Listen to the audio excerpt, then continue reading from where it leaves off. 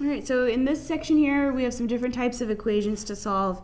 Here we have a radical equation. We need to isolate the radical first. So in order to isolate the radical, I need to add 2 to both sides and divide by 3 on both sides. Now that the radical is isolated, we just need to square both sides to get rid of that radical. So if I square both sides, then I end up with 3x plus 4 without the radical equals 25. And now I have a simple equation to solve. And we get x equals 7. On 29, we have an equation where we have a quantity squared. So again, before we try to take the square root of both sides, we need to isolate this square. Just like here, before we tried to square both sides, we isolated the radical. So let's try to isolate the quantity that's being squared.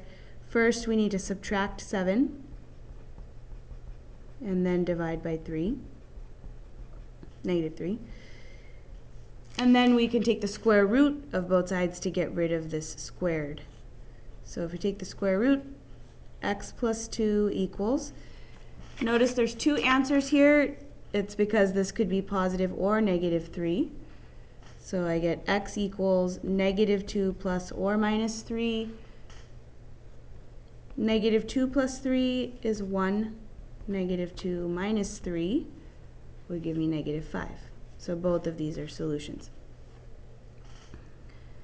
So we've done a radical equation, an equation that we did with using the square root method, and here we have an absolute value equation on 32.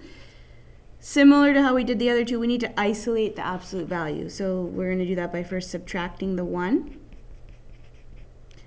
and then dividing by negative 3. Now with absolute value equations, we have 2 equations. X minus 3 equals 7. Because of the absolute value, x minus 3 could also be equal to negative 7. So in this first equation, x equals 7 plus 3, which is 10.